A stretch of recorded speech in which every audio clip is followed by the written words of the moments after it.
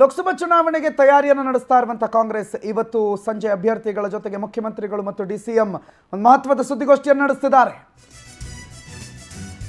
CM Siddaramaiah, DCM DK Shivakumar ಅವರ ನೇತೃತ್ವದಲ್ಲಿ ಇವತ್ತು ಸಭೆ ಆಗುತ್ತೆ. ಸಂಜೆ ಅಭ್ಯರ್ಥಿಗಳ ಜೊತೆಗೆ ಮುಖ್ಯಮಂತ್ರಿಗಳು ಮತ್ತು ಉಪಮುಖ್ಯಮಂತ್ರಿಗಳು ಮೀಟಿಂಗ್ ನಡೆಸ್ತಾರೆ. ಅದಾದ ಮೇಲೆ ಈ ಮಹತ್ವದ ಸಭೆ ನಡೆಯುತ್ತೆ. ಬೆಂಗಳೂರಿನ ಕೆಪಿಸಿಸಿ ಕಚೇರಿಯಲ್ಲಿ ಮಹತ್ವದ ಸಭೆ ನಿಗದಿಯಾಗಿದೆ. ಇಲೆಕ್ಷನ್ ಗೆಲ್ಲುವ ನಿಟ್ಟಿನಲ್ಲಿ ಕೈ ನಾಯಕರ ರಣತಂತ್ರ.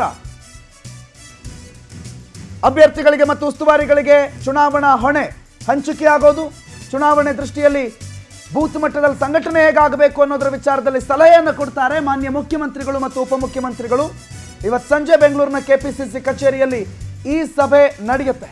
ಮಾಹಿತಿ ಕೊಡ್ತಾರೆ ನಮ್ಮ ಪ್ರತಿನಿಧಿ ಆನಂದ್ ನಂದಗುಡಿ, ಲೈವ್ ನಲ್ಲಿ ಜಾಯ್ನ್ ಆಗಿದ್ದಾರೆ. Anand, good afternoon. ಕಾಂಗ್ರೆಸ್ನ ಸಂಜೆ ನಡೆಯುವಂತ ಸಭೆಯ ಹಿನ್ನೆಲೆ ಏನು, ಯಾಕೆ ಈ ಸಭೆ, ಯಾವ್ಯಾವ ವಿಚಾರಗಳು ಮಹತ್ವವಾಗಿ ಈ ಸಭೆಯಲ್ಲಿ ಚರ್ಚೆ ಆಗುತ್ತೆ ಆನಂದ್?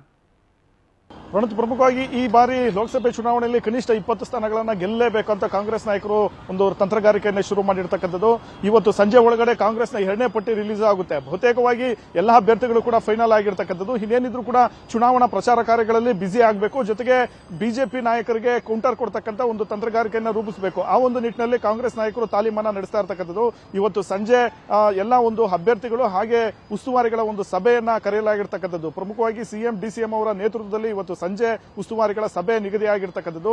ಆ ಒಂದು ಕ್ಷೇತ್ರಗಳಲ್ಲಿ ವಾತಾವರಣ ಹೇಗಿದೆ ಮತ್ತು ಗೆಲ್ಸ್ಕೊಂಡು ಬರ್ತಕ್ಕಂಥ ಅಭ್ಯರ್ಥಿಗಳನ್ನ ಗೆಲ್ಸ್ಕೊಂಡು ಬರ್ತಕ್ಕಂಥ ಒಂದು ನಿಟ್ಟಿನಲ್ಲಿ ಏನೆಲ್ಲ ತಂತ್ರಗಾರಿಕೆಗಳನ್ನ ಮಾಡಬೇಕು ಅನ್ನೋದು ನಿಟ್ಟಿನಲ್ಲಿ ಪ್ರಮುಖವಾಗಿ ಚರ್ಚೆಗಳಾಗುತ್ತೆ. ಇದೇ ಅಲ್ಲದೆ ಕೇವಲ ವಿಧಾನಸಭಾವಾರು ಮತ್ತು ತಾಲೂಕುವಾರು ಹಾಗೆ ಜಿಲ್ಲಾವಾರು ಸಭೆ ಸಮಾರಂಭಗಳು ಹಾಗೆ ಸಮಾವೇಶಗಳನ್ನು ನಡೆಸತಕ್ಕಂಥ ಒಂದು ನಿಟ್ಟಲ್ಲೂ ಕೂಡ ಇವತ್ತಿನ ಸಭೆಯಲ್ಲಿ ಚರ್ಚೆ ಆಗ್ತಾ ಇರ್ತಕ್ಕಂಥದ್ದು. ಪ್ರಮುಖವಾಗಿ ನಿನ್ನೆ ಸಿಇಸಿ ಮೀಟಿಂಗ್ ನಲ್ಲೂ ಕೂಡ ಈ ಬಗ್ಗೆ ಗಂಭೀರವಾದಂತಹ ಒಂದು ಚರ್ಚೆಗಳು ನಡೆದಿದೆ. ಸಿಎಂ ಡಿಸಿಎಂಗೆ ಮಾತ್ರವಲ್ಲ, ಉಸ್ತುವಾರಿ ಸಚಿವರಿಗೂ ಕೂಡ ಹೈಕಮಾಂಡ್ ನಾಯಕರಿಗೂ ಸ್ಪಷ್ಟವಾದ ಕೆಲವೊಂದು ಟಾಸ್ಕ್ ಗಳನ್ನ ಕೊಟ್ಟಿದ್ದಾರೆ. ತಮ್ಮ ಕುಟುಂಬಸ್ಥರಿಗೆ ಹೇಳಿದವರಿಗೆ ನಮಗೆ ಟಿಕೆಟ್ ಅನ್ನ ಕೊಟ್ಟಿದ್ದೀವಿ, ಅವ್ರನ್ನ ಗೆಲ್ಸ್ಕೊಂಡು ಬರ್ತಕ್ಕಂಥ ಒಂದು ಜವಾಬ್ದಾರಿ ನಿಮ್ಮದು, ಇಲ್ಲದಿದ್ರೆ ಮುಂದೆ ನಿಮ್ಮ ಸಚಿವ ಸ್ಥಾನಕ್ಕೆ ಕುತ್ತು ಬರಬಹುದು ಅಥವಾ ತಲೆದಂಡಕ್ಕೆ ತಾವು ತಯಾರಾಗಿರಬೇಕು ಅನ್ನೋದು ನಿಟ್ಟಿನಲ್ಲಿ ಸ್ಪಷ್ಟವಾದಂತಹ ಒಂದು ಸಂದೇಶವನ್ನ ಸಿಎಂ ಡಿಸಿಎಂಗೆ ಕೊಟ್ಟು ಕಳಿಸಿದ್ದಾರೆ. ಈ ಹಿನ್ನೆಲೆಯಲ್ಲಿ ಹೈಕಮಾಂಡ್ ನಾಯಕರು ಕೊಟ್ಟಂತ ಒಂದು ಸಂದೇಶವನ್ನ ರಾಜ್ಯ ಉಸ್ತುವಾರಿಗಳಿಗೂ ಕೂಡ ರವಾನೆ ಮಾಡತಕ್ಕಂಥ ಒಂದು ನಿಟ್ಟಿನಲ್ಲಿ ಇವತ್ತಿನ ಸಭೆಯಲ್ಲಿ ಗಂಭೀರವಾದಂತಹ ಒಂದು ಚರ್ಚೆಗಳು ನಡೀತಾ ಇದೆ.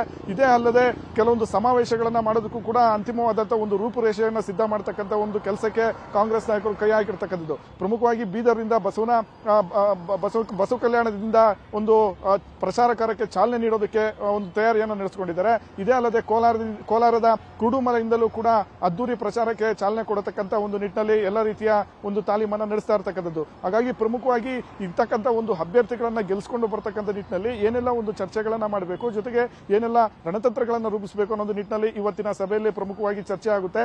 ಎಲ್ಲ ಜಿಲ್ಲಾ ಉಸ್ತುವಾರಿಗಳು ಕೂಡ ಸಭೆಗೆ ತಪ್ಪದೆ ಭಾಗಿಯಾಗಬೇಕು ಅಂತ ಸ್ಪಷ್ಟವಾದಂತಹ ಒಂದು ಸಂದೇಶವನ್ನು ಡಿಸಿಎಂ ಡಿಕೆ ಶಿವಕುಮಾರ್ ಅವರು ರವಾನೆ ಮಾಡಿದ್ದಾರೆ. ಪ್ರಣೋದ್, ಥ್ಯಾಂಕ್ ಯು ಆನಂದ್ ಮಾಹಿತಿಗೆ.